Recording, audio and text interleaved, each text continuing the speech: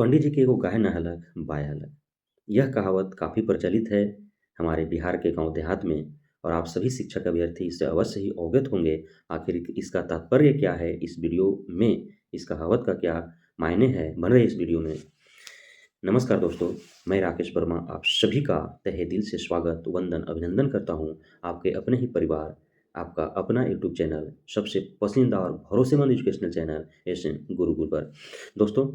बिहार में शिक्षक भर्ती प्रक्रिया चल रही है। बीपीएससी टीआरई 1 के दरमियान भी आपने देखा होगा कि सुबह जो खबरें होती हैं, शाम तक उसी खबरें में कुछ न कुछ संशोधन हो जाता है या फिर बदलाव हो जाता है और टीआरई 2 में भी यही देखने को मिल रहा है। तो इससे साफ-साफ ज़ाहिर होता है कि बीपीएससी आयोग ने टीआरई 1 में हुए अपने भूल से तो सुधार किया, उसने अपनी गलती को दोहराने से जो है काफ़ी हद तक बच रही है और कोशिश में है कि पूर्व की गलती को न दोहराया जाए। लेकिन शिक्षा विभाग जो है, वह बिना किसी होमवर्क के डेली भीसी होता है और डेली पूर्व के नियमों में बदलाव होते हैं, संशोधन होते रहते हैं। यदि ससमय शिक्षा विभाग के द्वारा रोज़ सुबह-शाम नित नए जो निर्देश निर्गत किए जाते हैं, यदि सोशल मीडिया न हो अर्थात यूट्यूब न हो, फेसबुक न हो, ट्विटर न हो, टेलीग्राम ग्रुप न हो, व्हाट्सएप ग्रुप न हो, तो इन खबरों को, इन शिक्षा विभाग के द्वारा निर्गत इन निर्देशों को सफल व चयनित अभ्यर्थियों तक पहुँच पाना काफ़ी मुश्किल है और वे जो प्रक्रियाएँ चल रही है, उससे वे वंचित रह जाएँगे। तो इसीलिए आप सभी शिक्षक अभ्यर्थी, आप जो भी जिस भी सोशल मीडिया हैंडल पर आप जो भी विश्वसनीय आपका चैनल है, जिस पे आपको भरोसा होता है, उससे अवश्य ही जुड़े रहें और सोने से पहले और जागने के बाद अवश्य ही एक बार नज़र दौड़ा लें। क्योंकि रोज़ाना जो है शिक्षा विभाग का कुछ न कुछ नए निर्देश निर्गत होते रहते हैं, पूर्व के निर्देशों में बदलाव होता है, संशोधन होते रहता है। तो हम इस वीडियो में आप सभी को अवगत कराना चाहेंगे कि 1 जनवरी 2024 की सुबह तक जो खबरें थीं कि शिक्षा विभाग के द्वारा बीपीएससी टीआरई 1 के सप्लीमेंट्री रिजल्ट के द्वारा चयनित अभ्यर्थी और बीपीएससी टीआरई 2 के फर्स्ट मेरिट द्वारा जितने भी चयनित अभ्यर्थी हैं, उनका काउंसलिंग का तिथि जो है वो 13 जनवरी 2024 तक एक्सटेंड कर दिया गया था। लेकिन 1 जनवरी 2024 को ही देर शाम तक जो लेटर वायरल हुआ, जो पत्र जारी किया गया जिसके तहत यह सख्त निर्देश दिया गया है कि 1 जनवरी 2024 के भीसी के दरमियान यह निर्देश दिया गया है कि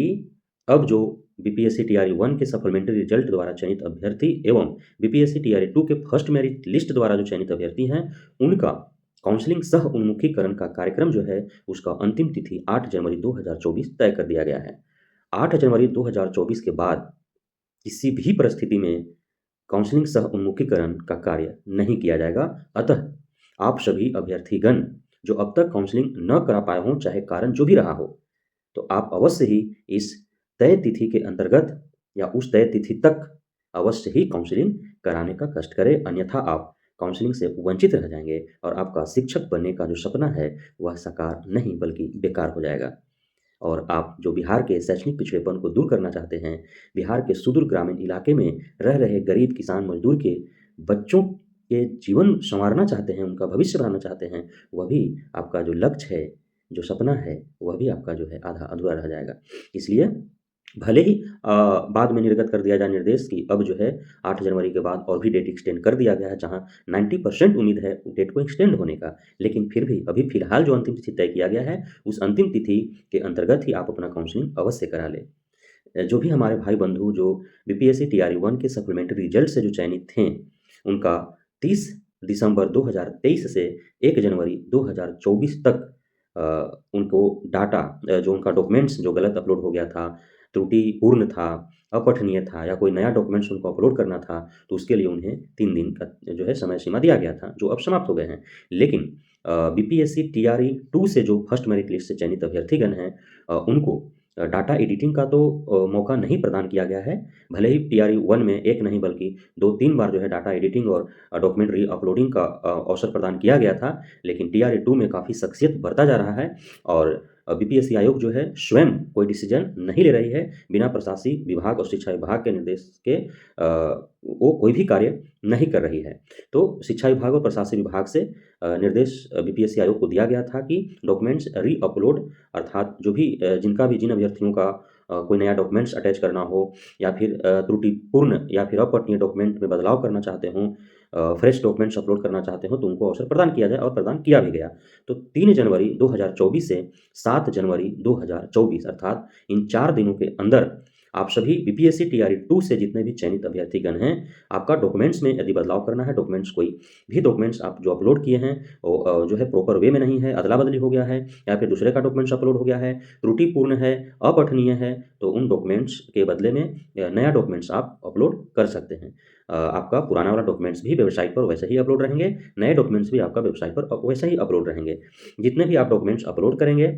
वो सारा डॉक्यूमेंट्स जो है आपको डाउनलोड करके, प्रिंट आउट करके, उस पे सेल्फ अटेस्टेड करके और आपको जो है काउंसलिंग में भाग लेना है। आप यह भी ध्यान देंगे कि नया डॉक्यूमेंट्स आप कोई भी अपलोड कर रहे हैं, तो उस डॉक्यूमेंट्स को अपलोड करने से पहले उस डॉक्यूमेंट्स के आप फ़ोटोकॉपी पर ज़ेरॉक्स पे आप जो है अपने आस-पास के, चाहे आप जहाँ भी जिस भी ज़िला के हैं, जिस भी राज्य के हैं, वहाँ के आप जो गेज़ेटेड ऑफ़िसर होते हैं, चाहे वो सरकारी डॉक्टर हो, सरकारी इंजीनियर हो, किसी भी हाई स्कूल, प्लस 2 स्कूल या फिर हेडमास्टर हों या फिर कॉलेज के प्रिंसिपल हों या फिर ब्लॉक के सीओ या बीडीओ हों, राजस्व अधिकारी हों, तो इनसे आप उस पे अटेस्टेड करवा लेंगे। जिस भी गेज़ेटेड ऑफ़िसर से आप अटेस्टेड करवाएँगे, उनका आप नाम, उनका पद नाम, उनका कार्यस्थल, उनका मोबाइल नंबर अवश्य ही ले लेंगे और आपको जो है वो डिटेल्स भी अपलोड करने के साथ-साथ डॉक्यूमेंट्स के बगल में आपको वो डिटेल्स भी भरना है और वो डिटेल्स आप जब डॉक्यूमेंटेशन के लिए जब जाएँगे, काउंसलिंग के लिए जाएँगे, तो वो डिटेल्स आपको फ़ाइल के साथ भी लगा देना है। तो ये आपको ध्यान में रखना है। 7 जनवरी 2024 तक ये समय दिया गया है और काउंसलिंग सह उन्मुखीकरण का अंतिम तिथि जो है 8 जनवरी 2024 तक तय किए गए हैं। भले ही इसमें बाद में सुधार हो और एक्सटेंड हो जाए, लेकिन हम आपको यही सलाह देंगे कि आप इस तय तिथि के अंतर्गत ही आप जो है अपना काउंसलिंग करा लें। जहाँ तक रह गई बात डाटा एडिटिंग का, आपने आवेदन में अपना नाम, पिता के नाम, माता के नाम, डेट ऑफ बर्थ में या फिर आपने जो भी डॉक्यूमेंट्स अपलोड किया है, उसका सीरियल नंबर या सर्टिफ़िकेट नंबर में या फिर इश्यू डेट में या फिर आप कॉलेज स्कूल के नाम में, मार्क्स में, परसेंटेज में किसी तरह कोई गलती हो गई है, तो अब तक जो है इसके लिए